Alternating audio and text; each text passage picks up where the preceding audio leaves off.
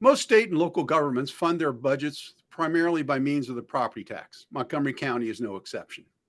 And all politicians play games with the budgets they are required to prepare, even ones that are supposed to be quote unquote balanced budgets as required by law. And Americans understandably don't love property taxes. And they have taken incredible steps over the years to control politicians from raising property taxes willy-nilly, as evidenced by the California Proposition 13 initiative passed in 1978, which limited property taxes to 1% of the property's assessed value, which was a major national big deal. And also in 1978, in neighboring Prince George's County, voters passed a tax reform initiative that froze the county's ability to raise property taxes. They were so upset. Coming full circle back to Montgomery County, in 2008, Montgomery County voters required a unanimous vote of all sitting council members to increase the budget if the budget was going to be greater than the rate of inflation. Cary, there's now a proposal that would reduce the number of council members to 8 out of 11, a 2/3 majority of the council members. What is this all about? It's about more money for the schools. You know, people need to remember, we have a $7.1 billion budget.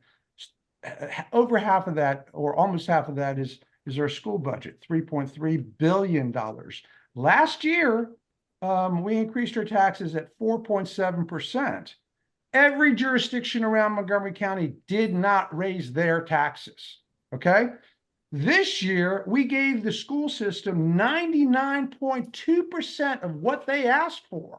So essentially, people, certain members of the county council would like to, make it easier for them to be able to, pacify their interest groups, okay?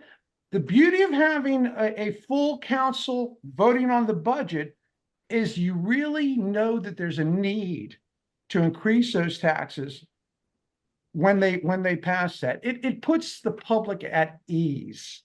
So I'm all in favor of keeping it. Well, Laurie, one opponent of the bill or the proposed bill is quoted as saying that it's time to stop using taxpayers as an ATM. Do you think here in Montgomery County, remembering the old adage that that Councilman Howie Dennis would say, Montgomery County, we love our services, but we hate our taxes. What do you think? I really felt like I was being used as an ATM when I got my tax bill last week. My tax bill went up from $10,000 a year to $11,000 a year, up by 10%. And I was trying to figure out exactly how it was calculated, but it was based on an increased valuation of almost $100,000 of my house, which I know didn't really happen in the past year or two. But so that makes me really feel like, what the heck is going on? And then when I look at what they did last year, the recordation tax was huge. You can now go online. There's a website. I was just like Googling, and I was able to calculate what my recordation tax used to be versus what it would be now.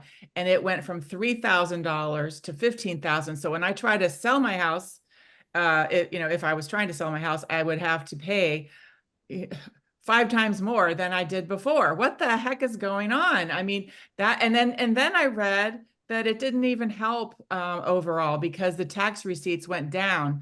Well, I think that's a lesson in saying, hey, when you increase taxes like that, or if you increase the tax rate, the tax base goes down, people leave. So yeah, I feel like I'm an ATM. Well, the good news is that if you don't like your tax assessment, you can appeal it. You can appeal it, and most companies that do the appeal will only charge you if they're successful in getting your taxes down. So it's government loves money. Yeah. So it's not a surprise, and they always want to make it easier for them to raise taxes.